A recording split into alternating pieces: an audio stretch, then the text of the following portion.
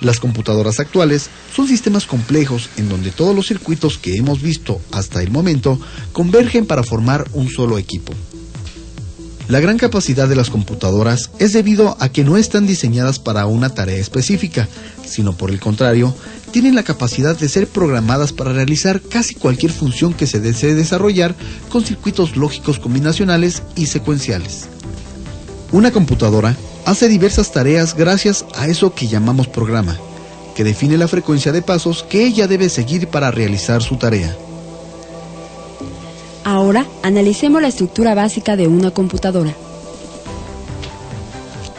Básicamente se compone de 3 bloques, una unidad llamada CPU o unidad central de procesos, la cual realiza todas las operaciones internas que se le ordenan a la computadora. Todo lo que se encuentra en la parte exterior de la computadora se conoce como periféricos, y tenemos 2 clases de periféricos: los periféricos de entrada o unidades de entrada y los periféricos de salida o unidades de salida. Por ejemplo, en el caso de las unidades de entrada o periféricos de entrada, tenemos el teclado, el mouse y como periféricos de salida tenemos el monitor o la impresora. Al interior del CPU, bloques conocidos como unidad de control y unidad aritmética y lógica. La unidad de control está dedicada a sincronizar todos los procesos que se realizan al interior. Y la unidad aritmética y lógica se dedica a operaciones aritméticas como son la suma, multiplicación, división y la toma de decisiones en la sección lógica, tales como sería determinar la magnitud de un número con respecto a otro y la determinación de prioridades en ciertas funciones. Finalmente, veamos en la parte de abajo un bloque llamado memoria RAM y ROM. Estas memorias almacenan los programas que son ejecutados por la CPU. La ROM es una memoria de solo lectura que generalmente está pregrabada de fábrica y almacena la parte básica que ejecuta la computadora cuando se enciende. La memoria RAM almacena los programas de usuario que deben ser ejecutados al tiempo por la unidad central de procesos.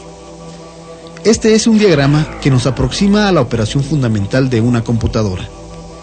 Todas las unidades tienen canales de comunicación que las une y que les permite sincronizar sus operaciones e intercambiar información entre ellas. A estos canales de comunicación se les llaman buses o barras. Veremos un bus que se encarga de accesar las direcciones de memoria en los elementos que disponen de esta. Por ejemplo, en el caso de la memoria RAM y ROM, la información se organiza a manera de celdas. Por lo tanto, la flecha hacia arriba nos indica que el bus de direcciones podrá dirigir o seleccionar alguna de esas celdas para ser leídas. Observe que la CPU, a través del bus de direcciones, selecciona una de las celdas, ya sea en la memoria RAM o ROM, o en alguna de las unidades de salida y también en las unidades de entrada. Ahora bien, si la CPU selecciona un dato en la memoria RAM, este es colocado en el bus de datos, y este bus es compartido por todas las unidades para transferir un dato en específico. Por ejemplo, si la unidad CPU requiere leer un dato o dirigir un dato de la unidad de salida, la información es enviada a través del bus de datos y llega a la unidad de salida para su despliegue. Si la CPU necesita recuperar un dato, entonces selecciona el dispositivo que quiere. Por ejemplo, en la unidad de entrada lo dirige a través del bus de direcciones. Luego, la información es colocada en el bus de datos y finalmente es leído por la CPU. Todas estas secuencias se sincronizan a través del bus de control. El bus está dedicado a seleccionar las unidades que en ese momento trabajarán para realizar la operación.